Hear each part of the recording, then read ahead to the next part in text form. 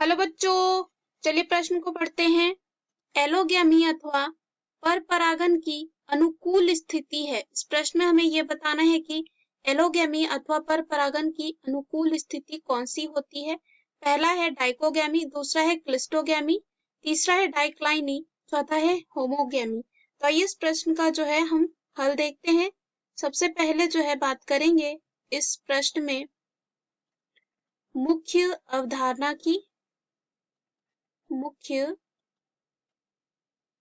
अवधारणा की।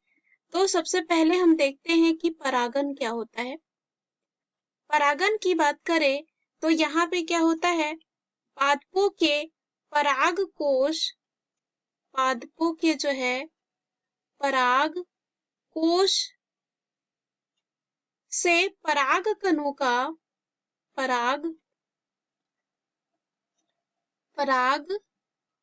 कणों का जो है वर्तिकाग्र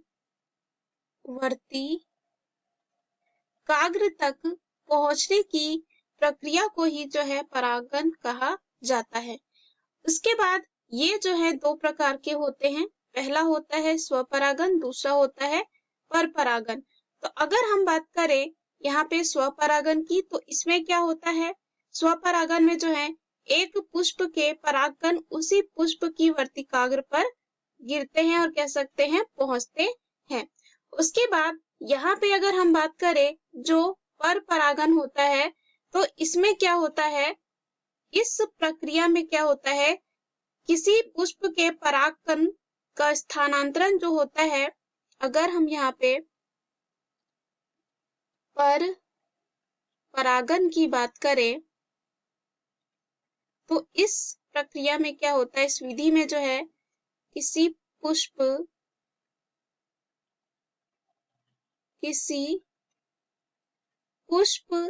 के परागकणों का जो स्थानांतरण होता है, यानी कि एक जगह से दूसरी जगह, तो उसी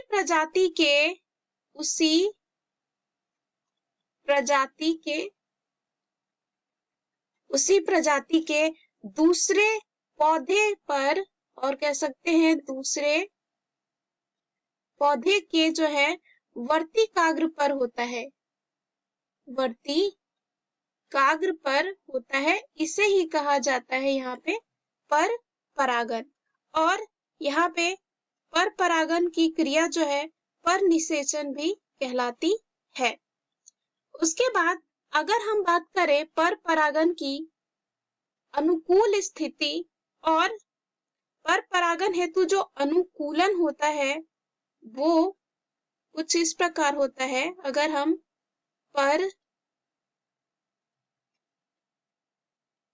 परपरागन हेतु जो है अनुकूलन की बात करें तो इसमें जो है आता है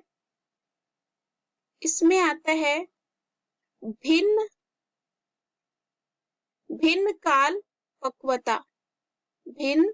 काल पक्वता यानी कि डाइकोगैमी, जो हमारे पहले विकल्प में दे रखा है। तो अगर हम बात करें डाइकोगैमी अर्थात भिन्न काल पक्वता की, तो इसमें क्या होता है, इनमें जो है नर व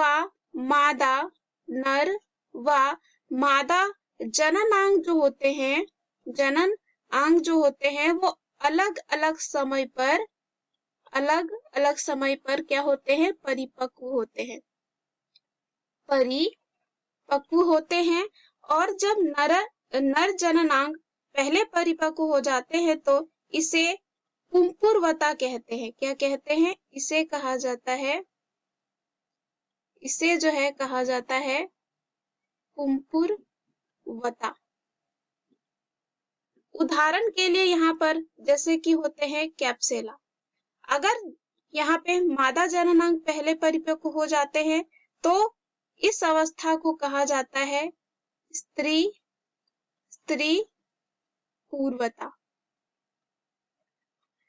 तो यहाँ पर जो है परपरागन की यहाँ पे अनुकूलन हेतु जो है यहाँ पे डाइकोगैमी होता है, यानी कि भिन्न काल पक्वता होता है। तो पहला जो विकल्प यहाँ पे हमारा दे रखा है वो है डाइकोगैमी, जो हमारे प्रश्न का सही उत्तर हो जाता है, क्योंकि यहाँ पे पर परागन हेतु जो अनुकूलन होता है वो होता है डाइकोगैमी। उसके बाद यहाँ पे दूसरा जो दे रखा है हमारे, वो दे रखा है क्लिस्टोगैमी। तो अगर हम बात करें यहाँ पे क्लिस्टोगैमी की, अर्थात इसे कहा जाता है, क्लिस्टोगैमी की बात करें तो इसे कहा जाता है अनून-मिल्य परागन। तो इसमें क्या होता है, अनून-मिल्य परागन में क्या होता है, इस प्रकार के परागन में जो है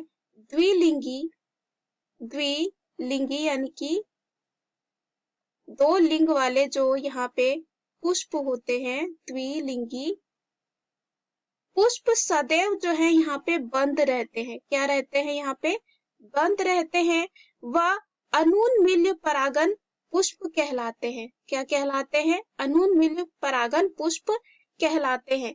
और अगर हम यहाँ पे बात करें जो दूसरा विकल्प है क्लिस्टोगैमी, तो यहाँ पे जो है स्वपरागन हेतु यहाँ पे जो अनुकूलन होता है उसमें आता है, तो यह क्या हो जाएगा, गलत। तीसरा दे रखा है डाइक्लाइनी। तो अगर हम बात करें डाइक्लाइनी क्या होता है, तो इसे जो है कहा जाता है एक लिंगता। क्या कहा जाता है, एक लिंगता, यानी इसमें क्या होता है, एक, और कह सकते हैं इसमें पुष्प एक लिंगी होते हैं। क्या होते हैं, एक लिंगी होते हैं। और इनमें कह सकते हैं, अतः इनमें जो है क्या हो, यहाँ पे क्या होता है, एक लिंगी, यानी कि इसमें जो है एक ही लिंग होगा। और ऐसा कह सकते हैं एक पुष्प में एक लिंग होगा, दूसरे पुष्प में एक लिंग होगा। हो सकता है नर जो है एक पुष्प में हो भाग, और दूसरा जो है दूसरे, यानी कि यहाँ पे जो मादा भाग होगा दूसरे पुष्प में होगा, तो एक लिंगी होता है। और यह जो है पर परागन की अनुकूल स्थिति को नहीं बनाता है। उसके बाद यहाँ पे अगर हम बात करें होमोगैमी की, तो होमोगैमी की बात करें तो यहाँ पे अगर होमोगैमी जो होता है इसे हम कह सकते हैं समकाल पक्वता। समकाल पक्वता, इसमें क्या होता है, इस अवस्था में जो द्विलिंगी पुष्पों के परागन या बीजांड का जो है परिपक्वन काल जो होता है वो होता है समान। क्या होता है, यहाँ पे जो द्विलिंगी पुष्पों के परागन या बीजांड का परिपक्वन काल जो होता है वो होता है समान। अतः इस समय जो है क्या होता है, पराग कोष द्वारा परागन के संपुटन के समय जो है वर्तिकाग्र जो है ग्राही होती है, और कह सकते हैं उसी के परागन उस पुष्प की वर्तिकाग्र को परागित करने में जो है सक्षम होते हैं। तो यह जो अनुकूलन होता है वो आता है यहाँ पे स्वपरागन हेतु अनुकूलन में। हमें इस प्रश्न में पूछा गया है कि पर परागन की अनुकूल स्थिति है, यानी कि एलोगैमी अथवा पर परागन की अनुकूल स्थिति है। तो हमने देखा जो डाइकोगैमी होती है वह यहाँ पे पर परागन की अनुकूल स्थिति में आती है। तो इस प्रश्न का जो हमारा सही उत्तर हो जाएगा वो हो जाएगा ए। दिए गए प्रश्न का सही उत्तर है ए। आशा करती हूँ यह उत्तर आपको समझ में आया होगा। धन्यवाद।